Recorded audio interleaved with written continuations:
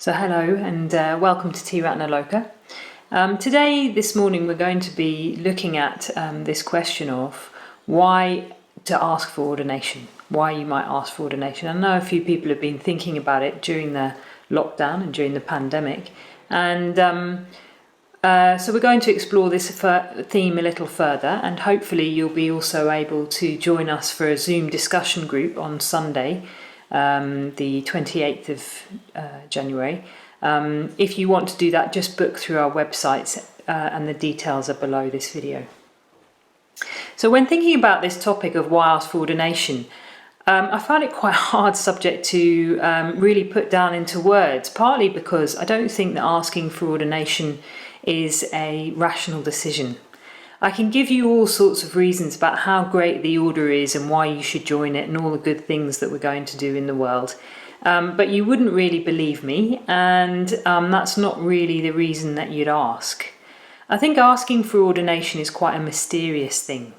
It comes about through a collision of forces within us, and they come together in a particular moment, and it's very hard to see what shifted in that moment or what really happened in that moment.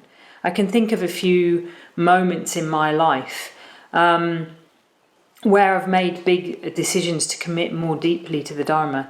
And in a way, they're quite odd. There's nothing really momentous that happens. There's a moment. I remember there was a moment in Buddhafield coming out of a Padmasambhava puja and watching someone fire juggling.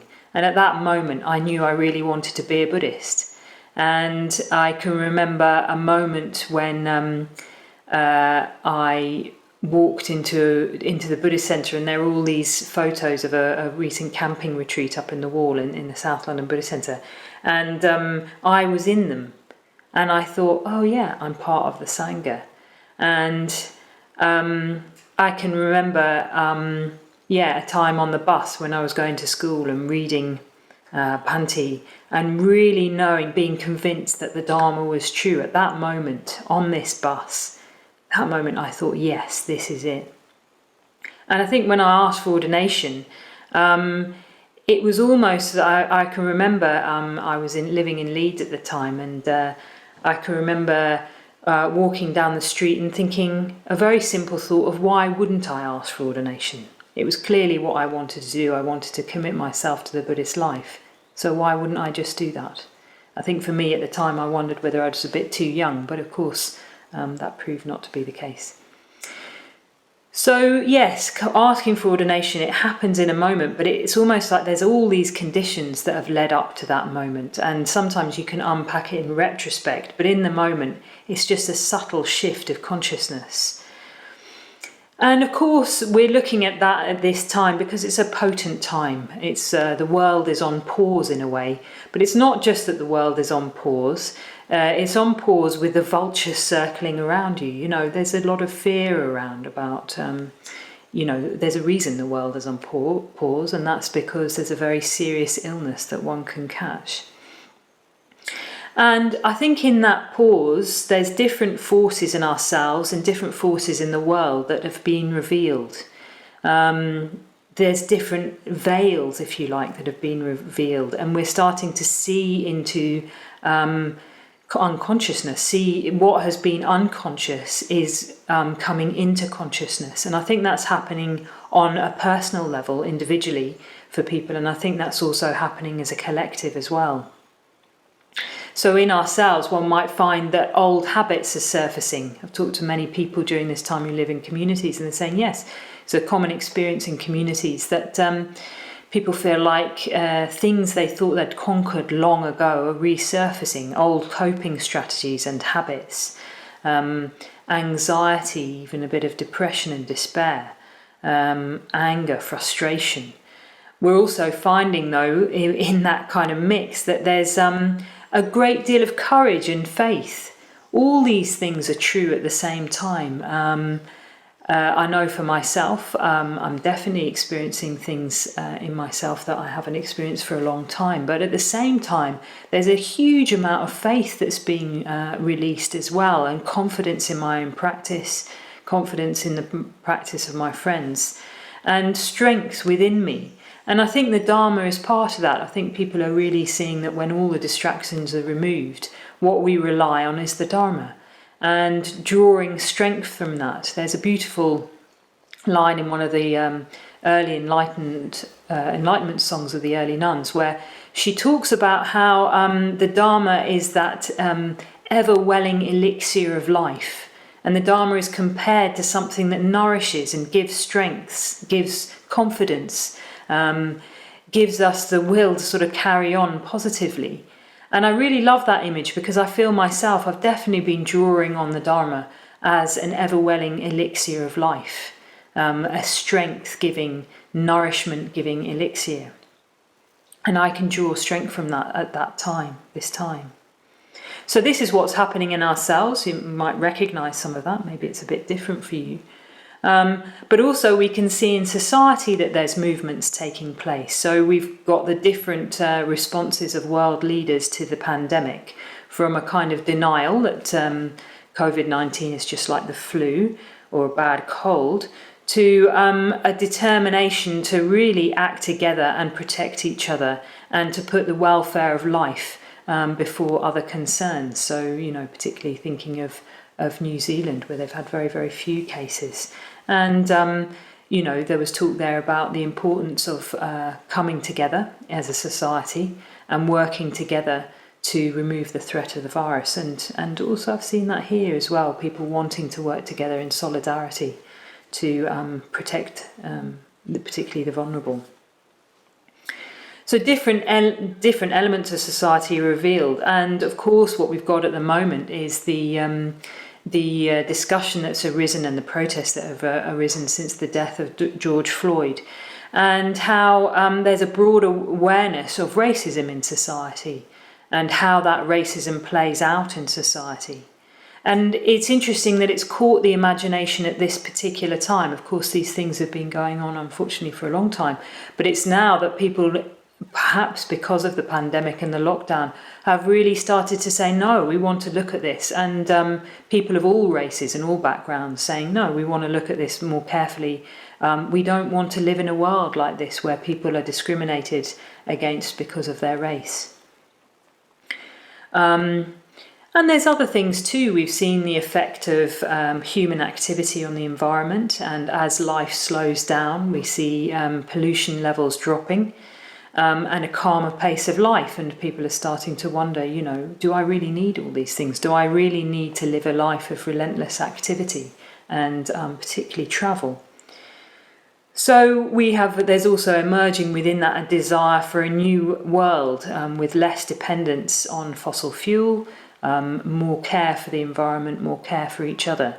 So all these things are arising, and with that a kind of counterforce as well. There's also forces in society that are wanting to predominate, to have power over other elements of society and put profit first over the environment and over people. So all these things are taking place, and it sort of reminds me of what they said. Someone said to me about when I moved to Wales, they said, oh, well, you know that Wales is a thin place. And that means that the veils between the spirit world and the human world are thin in Wales, which means you can see fairies more easily. I'm not going to go into that. But I think this time is a thin place. And I was reminded of a really wonderful Mahayana sutra called the Gandhavyuha Sutra. And in the Gandhavyuha Sutra, there's a particular shrine in a forest. It's a shrine in the forest where the Buddhas the Buddhas of the past have let go of things that are difficult to let go of. And in this shrine in the forest, there are gods, dragons, goblins, nymphs, titans, birds, centaurs, serpents, humans, and non-humans. So I didn't actually make that list up, in case you're wondering. That is a list in the Gandhavyuha Sutra. It reminds me a little bit, particularly the thing about the centaurs, of the Forbidden Forest in Harry Potter. But there we go. We've got a thin place. We've got this potent place, this shrine in the forest, and everything is there. Humans, non-humans, forces of goodness, forces of destruction, hope and fear, faith and despondency. And all these things are in this place, but this is the place where the Buddhas of the past let go of the things that are hard to let go of. And also in this place is the Bodhisattva Manjushri. So if you remember, the Bodhisattva Manjushri is the Bodhisattva of wisdom, holding the flaming sword of wisdom. So it's here that you're going to find the wisdom. It's not going to be in the nice places. It's not going to be in the easy places. It's going to be in this strange shrine in the forest where the worlds, where the veils between worlds are thin. Everything is there. All the forces in the world, all the forces in ourselves are all coming out into consciousness. And also here is wisdom, and also here is letting go. So yes, it's a potent time. It's also sometimes a confusing time, and we have to reassess what's important to us. There's not the same distraction that we're used to being able to rely on. We have to face our dukkha, and we don't have the usual respites from dukkha. Even at the moment, I think people are living sort of different lives in the lockdown, but for us, we've been very secluded here and having our food delivered. So even going to have an ice cream from the local shop would seem like quite an adventure. So yes, it's a potent time. It's a strange time. In Buddhism, they talk about the Buddha talks about the anusayas, the latent tendencies within us, and in the early Pali tradition, they talk about these anusayas, which are the forces of good, the forces of darkness, the forces of joy and faith and hope, and also the forces of violence and anger and hatred and greed. And these are latent tendencies within us, and under certain conditions, they're whipped up. They come into consciousness. And I think this is one of these times where these latent tendencies are whipped up, stirred up. And through that we take action. But there's a moment in Buddhism, it said there's a moment before we take action where the anusayas, the latent tendencies in ourselves or others are whipped up, they're stirred up. But there's a moment before we actually have to act them out where we can make a conscious choice. And that's what's opening up now. There is this moment of choice. We're on the brink of something. We're wondering what kind of world we want to build ourselves and in our communities at this very potent time. What we want to do on a local level, what we want to do on a global level. So it's a time of possibility. It's a time of pause before action. And it's also, because of that, a time of fear. So in the Gandhavyuha Sutra, along comes Sudana, this young man. And he comes to listen to the Bodhisattva of Wisdom, Manjushri, and he's very receptive. I think it's interesting, it's a sort of archetype of a young man, is an archetype of receptivity and openness and possibility, because of course when one is young, one has one's whole life in front of us. We can make a choice what we're going to do in our lives. So it's quite a receptive time. And as he's listening to Manjushri, two forces within him collide. One of them is remembering his roots of goodness, and one of them is the desire for enlightenment, not just for himself, but for all beings, to make enlightenment possible for all beings. And because of these two forces colliding, he sets out on a journey to attend and serve spiritual friends, to find teachings, to listen, to become in communication with others, and to find out what they've learnt.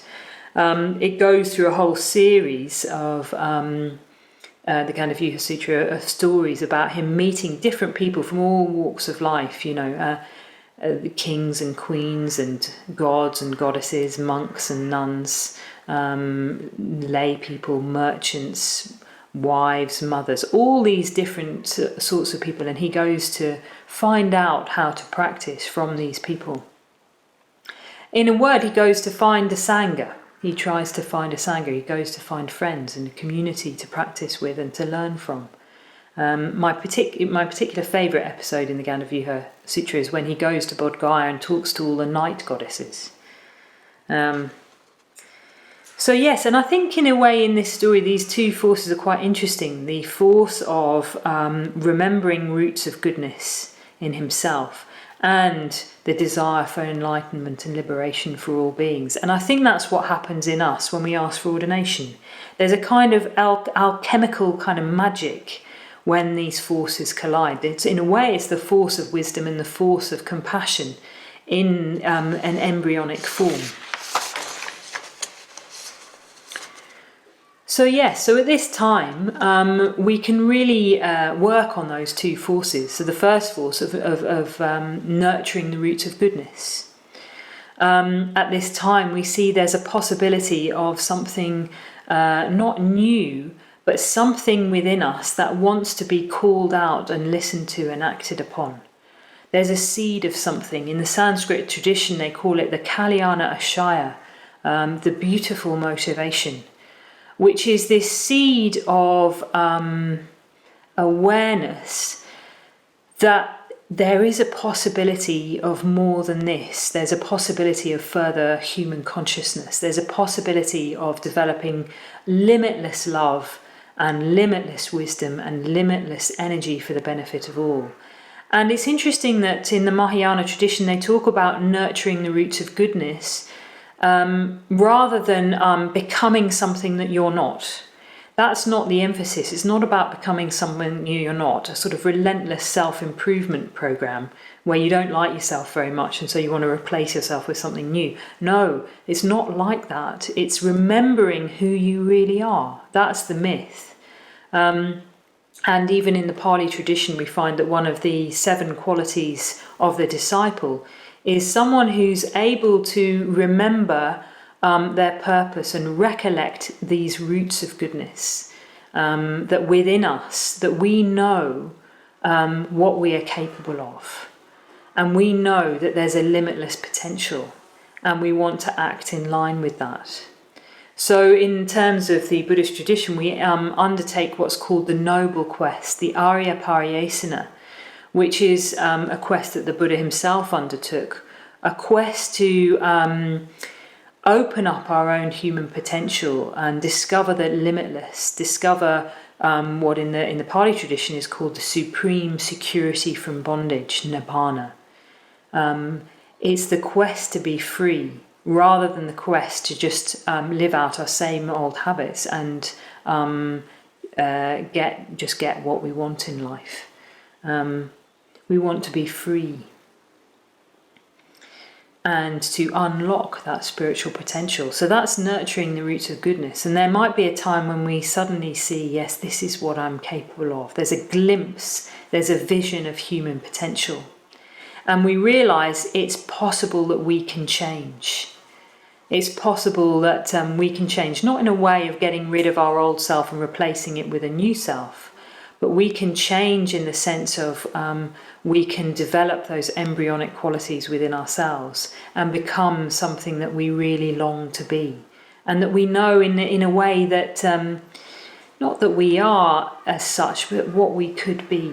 We feel that in ourselves. It feels like coming home to a deeper sense of ourselves.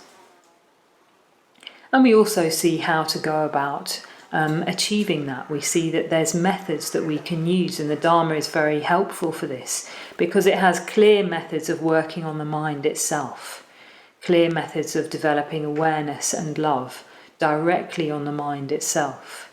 In a way, that's the beauty of the Dharma, that there's always a path, there's always something that you can do no matter where you're starting from, no matter what state of mind you're in. There's a tool that you can work with.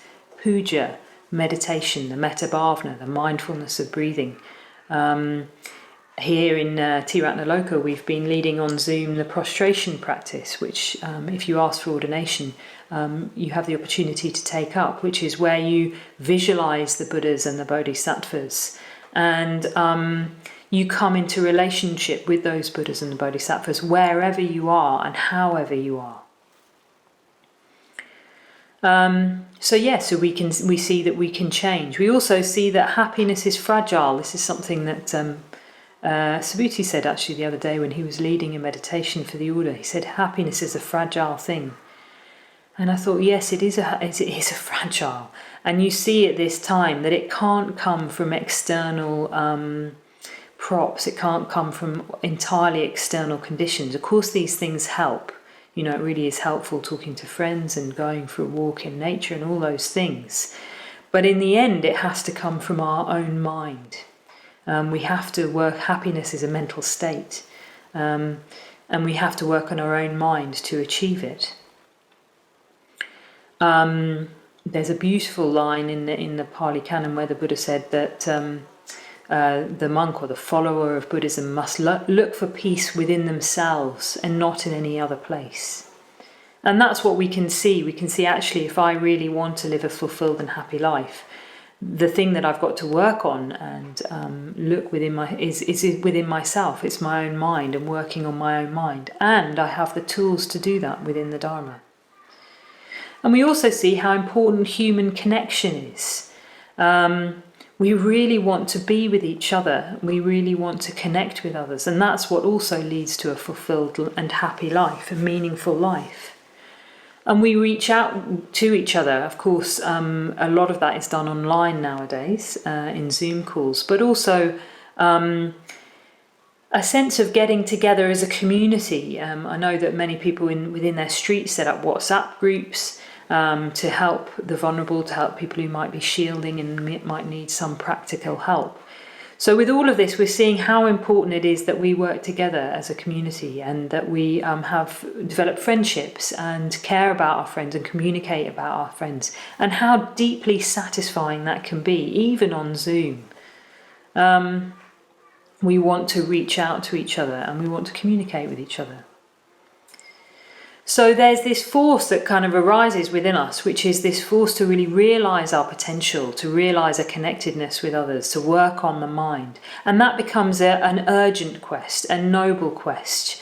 Sometimes it's talked about in the Buddhist tradition as Sangvega, where you really feel this is what is important in life at the moment. This is what is important in life. In a way, in the future, it is to really work on myself and to see the potential of mind and say, yes, that's what I'm going to do. That's the possibility of human consciousness. Mysterious though it is, I'm going to train myself. I've been leading personally a lot of study on the mind training tradition. And it's interesting because that's what people really sort of felt that they wanted. They wanted to train their minds. And within that, there's that force of the noble quest within oneself. But also there's this seeing that if we want to create a new world, that we want to create a new world based on a feeling of solidarity and metta for others. That we don't want to necessarily just go back to the way things were before, that we don't just want to go on as business as usual. I mean, in some ways we do. I'd just like to put a little vote for just being able to leave this 5-mile vicinity of my house in Wales. But we don't want it to go back completely. We want to have learnt from this experience and to create a new world together. But I think it's more than that. I think what we also realise is that, in a sense, if we're looking at our own liberation and that urgent quest for ourselves, we also have a corresponding realization, which is that personal liberation is as an idea is flawed. We realize that we're part of a bigger world, and that the Dharma life in a way has to be shared. It's not just about me. It's not just about me and my mental states. It's about all of us together. And if I'm going to be liberated, so are others. It's not a one-sided exploration. It's not a one-sided experience. In fact, Sangharakshita said that enlightenment itself is not a one-sided experience. And even the Buddha's enlightenment itself was not complete until he made the journey from Bodh Gaya to Sarnath and communicated what he'd learned. That, as much as anything else, was part of his enlightenment experience. It had to be shared, it had to be communicated. And the Buddha would place tremendous emphasis on being able to just communicate his realizations as they happened. Luckily, we've got these connected together in in a text called the Udana, which means a kind of exhalation of breath, where the Buddha just spoke out of inspiration and shared his experience. And we can have that. We start to see that actually the realizations that we've had, the mental training that we've had, the spiritual experiences that we've had are not one-sided, that actually they come about in relation to others and in relation to communication. Sangharakshita called communication in its truest and fullest sense as the vital mutual responsiveness. The vital mutual responsiveness that takes place when we communicate on the basis of shared ideals and practices. And I think that can even happen on Zoom. I know that a lot of people are experiencing a deepening in their friendships in some way because we haven't been able to go and see all of our friends. We've been reliant on online communication. But in that, we've had to go deeper in our communication. We can't just do things together. We have to talk to each other. And I think we've realised there's something important there. There's something important about going, and we can go further than we could have on our own within communication. A friend reminded me the other day of a quote by an Indigenous Australian called Leela Watson. And she says, "If you've come here to help me, you are wasting your time. But if you have come because your liberation is bound up with mine, then let us work together."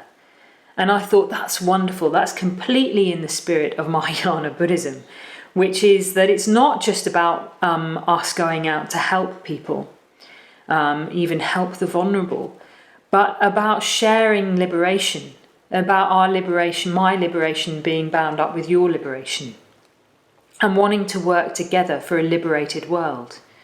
And this is the sort of seed of motivation to gain enlightenment, not just for oneself, but for all beings. This is the seed of what's called the bodhicitta, the heart and mind that's drawn towards liberation for all.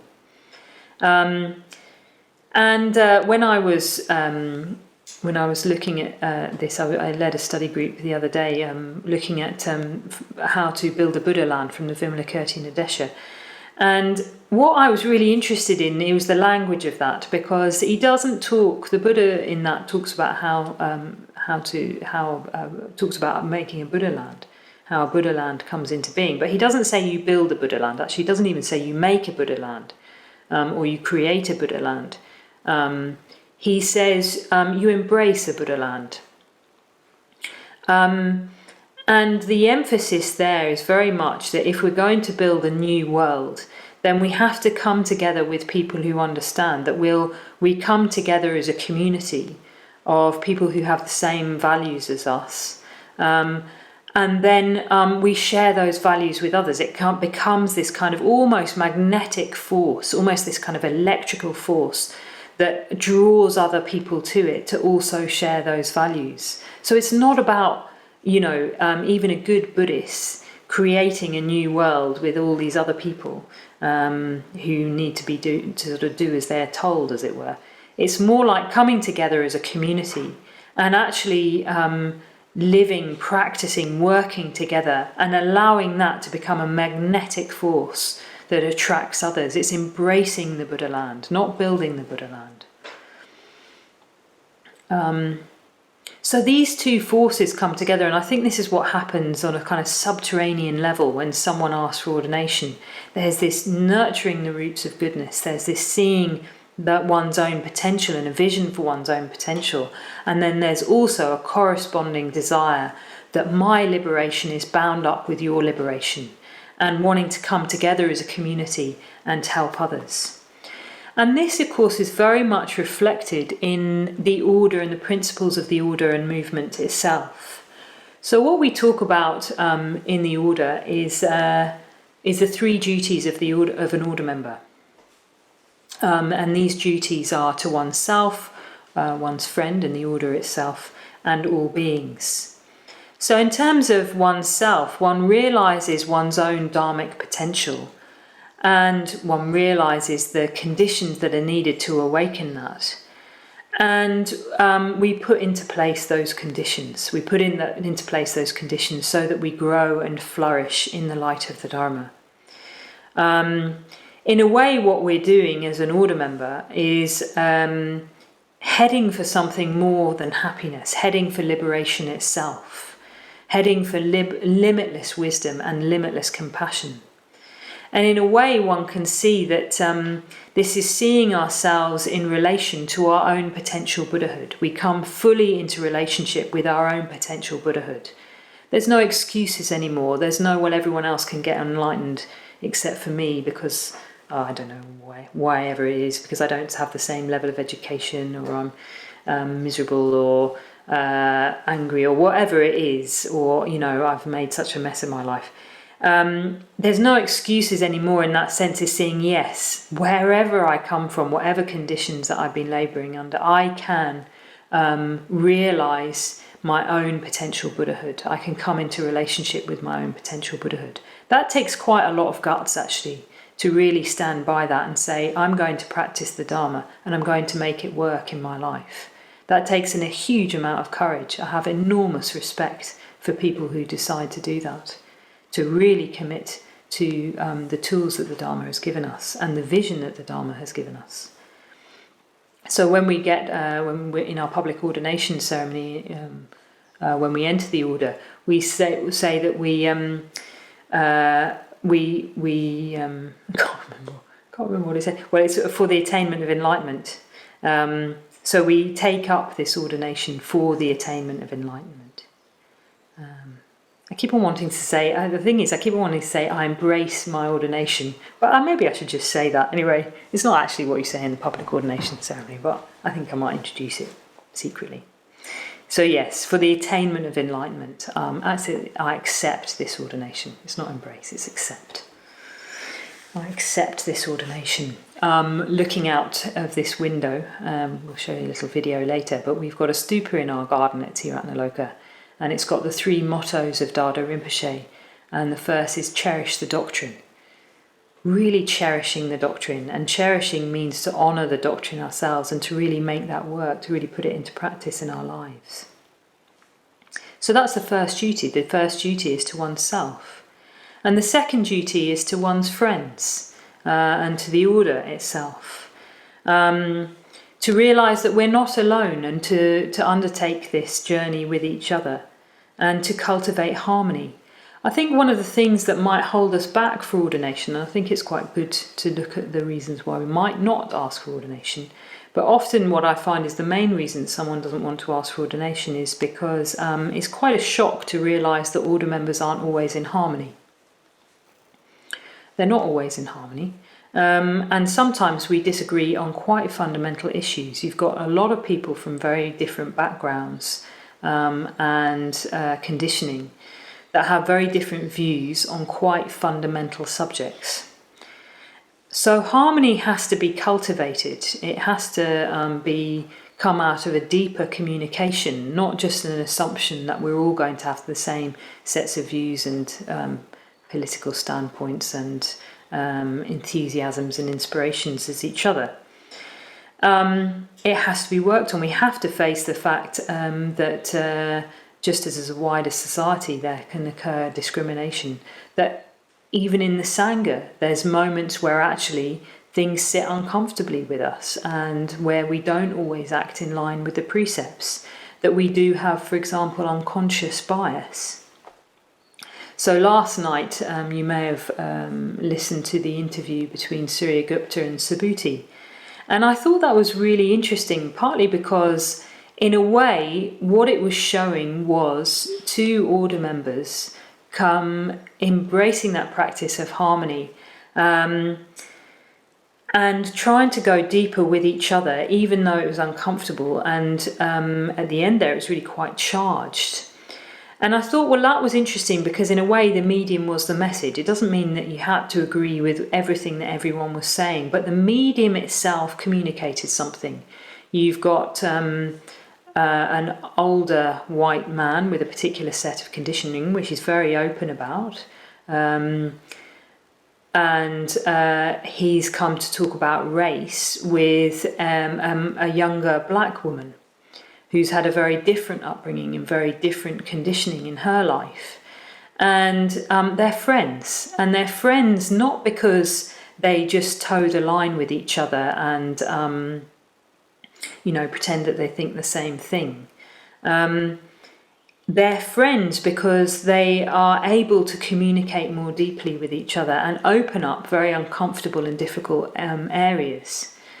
And often you have this actually within the Buddhist tradition. You have sort of two parties. Often in the Mahayana Sutras, it's the Bodhisattva of wisdom, Manjushri, and Sariputta, or even Subhuti as a disciple of the Buddha. And they have these very, very sparky discussions. And this is very much within the Buddhist tradition. You might have even seen videos of Tibetan monks who learn debating in their monasteries and have these huge kind of debating matches. This has gone on from the time of the Buddha. And I think it's a really wonderful thing to happen, because this is how you create harmony in the Sangha. It's not just about kowtowing to, a senior order member or something like that. No, Suryagupta was there in her fullness, and there was Subhuti as a senior order member, and they were having an uncomfortable conversation. The medium, in a way, was the message. And it didn't end neatly. It didn't end with a lovely sort of neat conclusion where they both agreed and then we could all go to bed safe in the knowledge that everyone understands the principles involved and we can move forward together. No, it didn't end like that at all. It ended on this kind of note, which was, I think this conversation needs to carry on. And Suryagupta was saying, well, I think, we'll definitely talk about it after the Zoom call together. And Subhuti was saying, well, no, I think we should do it live. And I thought, how wonderful. It takes a lot of guts to have that kind of uncomfortable conversation, not only to have it in the first place, but to have it live streamed where anyone can watch. And in a way, I thought that is the spirit of harmony in the order, that we can have those discussions, not be afraid of having those discussions, not being afraid to disagree, and to awaken a conversation where we don't know where it's going. And it's live streamed, and then you've got a chat box, and it's all kicking off in their chat box. And I thought, yes, this is how harmony is going to be created in the Sangha. And of course, sometimes within that provides a condition for moments in the Sangha, moments in the order, that we may have even experienced ourselves, where we do come into a deeper relationship with each other and a deeper harmony, perhaps after a puja. It's a kind of wordless experience where everyone is in tune with each other based on the same common ideals and principle. A moment in the Sangha without division. And of course, this is what we're working towards increasingly, is having a community that's free from division and discrimination, and at the same time allowing for difference, and not a kind of community that has no division in the sense that we're all the same. No, we're not all the same, and it might be even that some people are more spiritually developed than others. But you can have a community of individuals where there is no discrimination and division, even between people of very, very different backgrounds and nationalities. I know that, you may know that a third of our order is in India, and there's just as many people training for ordination in India as outside of India.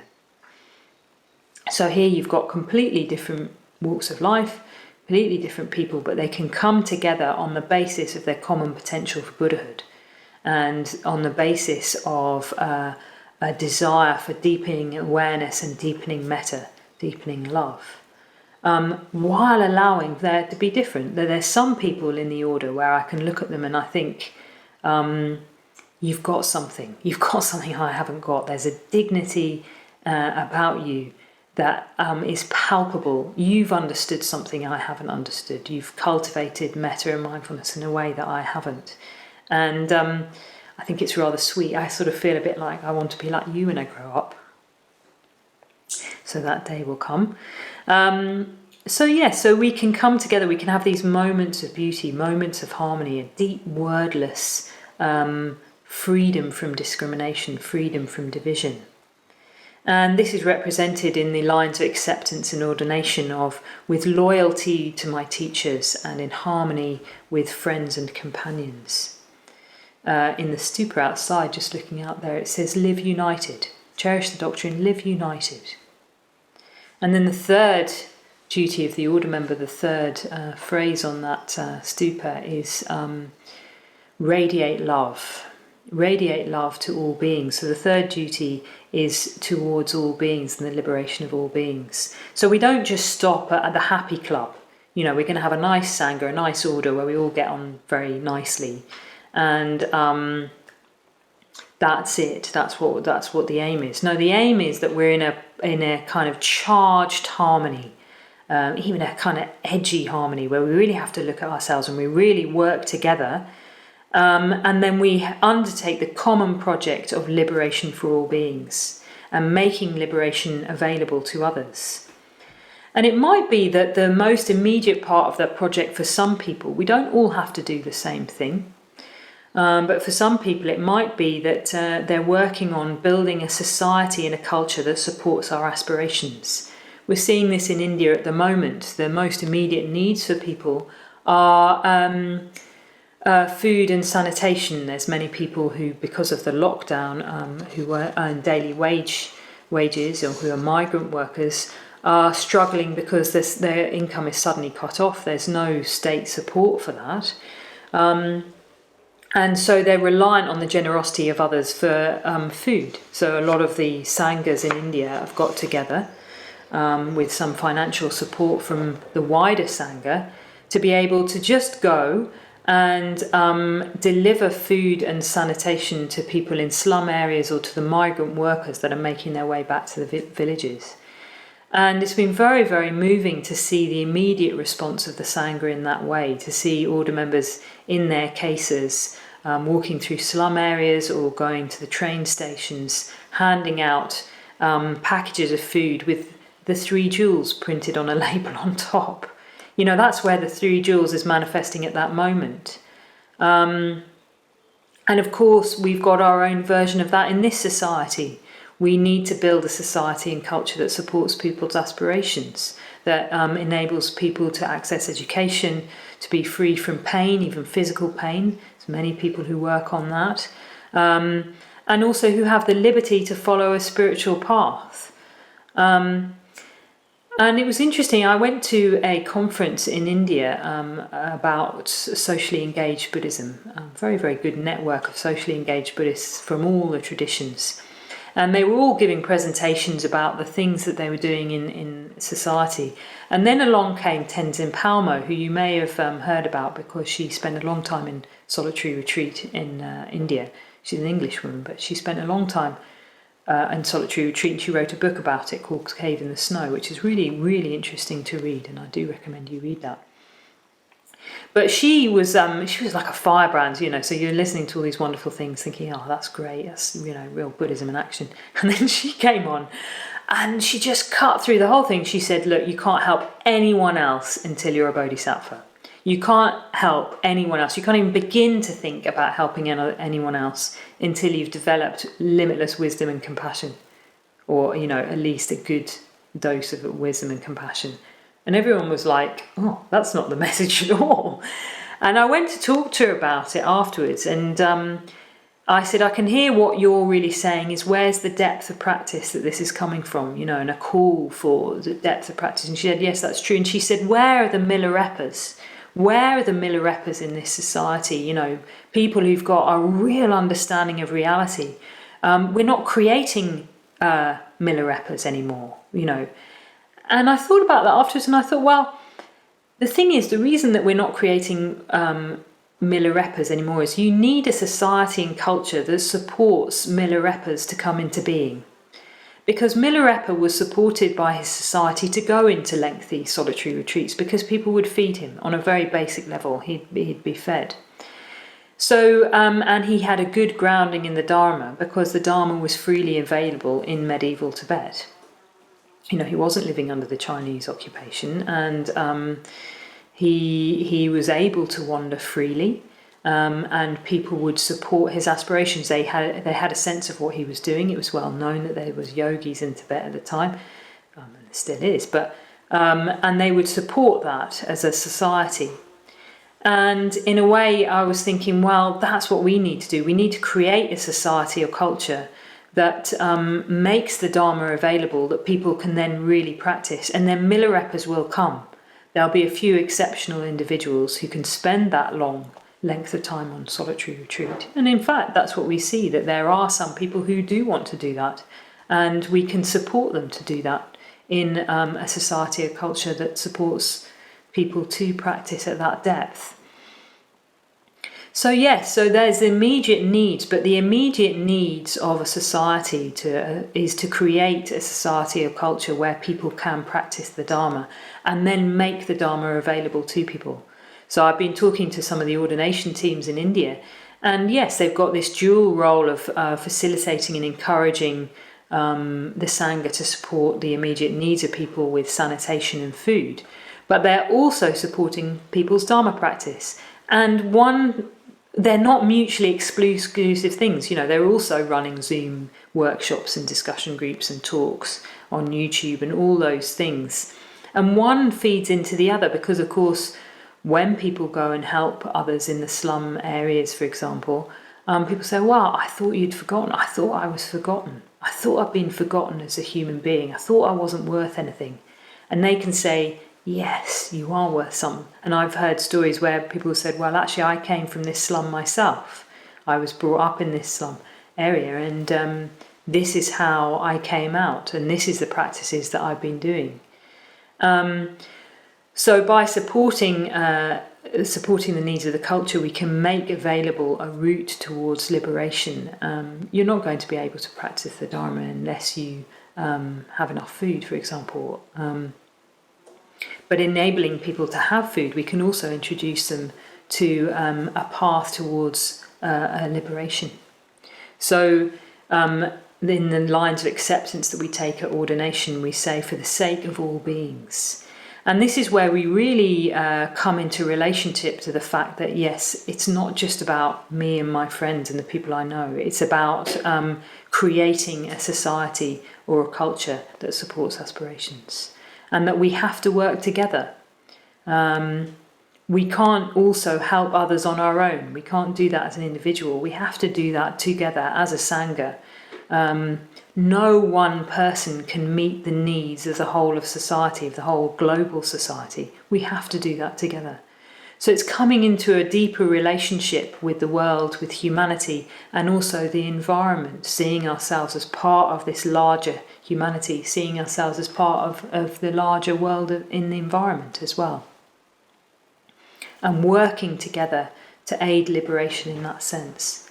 So those are the three duties of the order, is to cherish the doctrine, live united, and radiate love.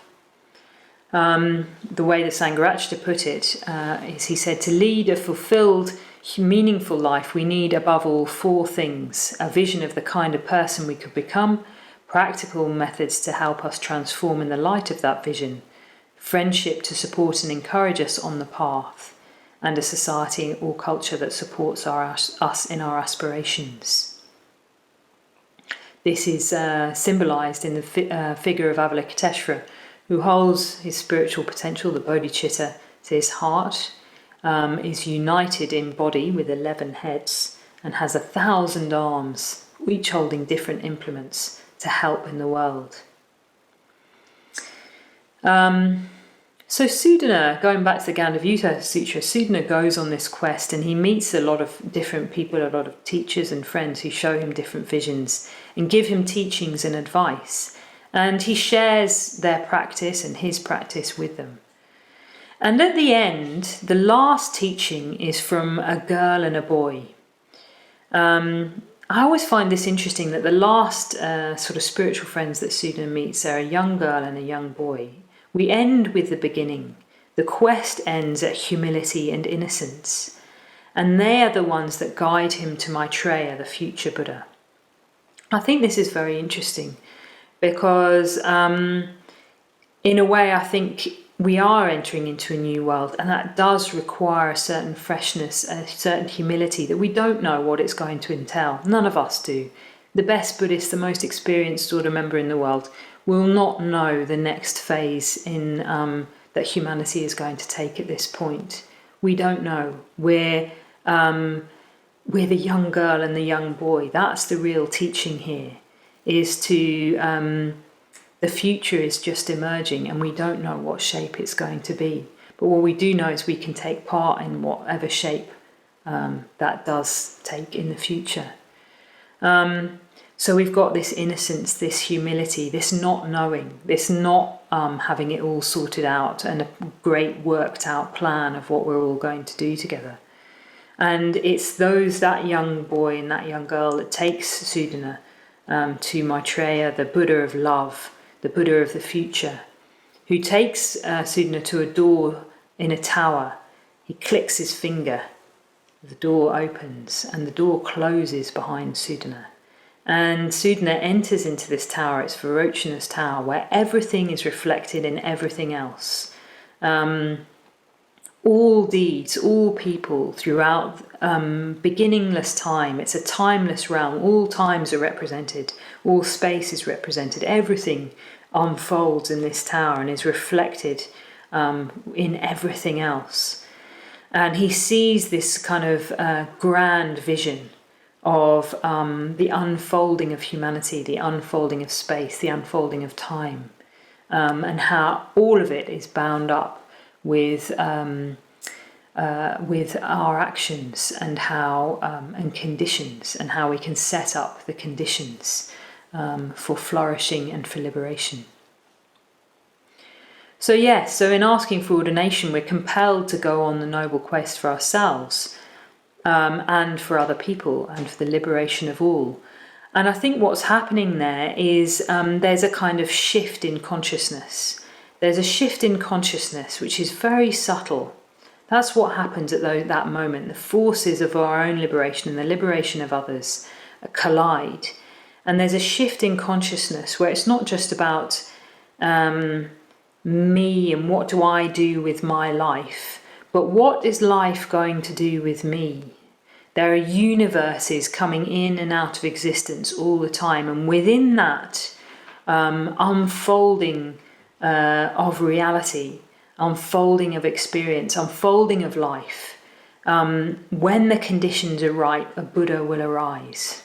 Within that is the latent seed of enlightenment.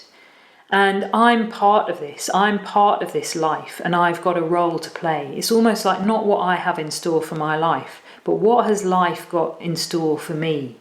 What am I to do as part of life itself, and what is life going to do with me?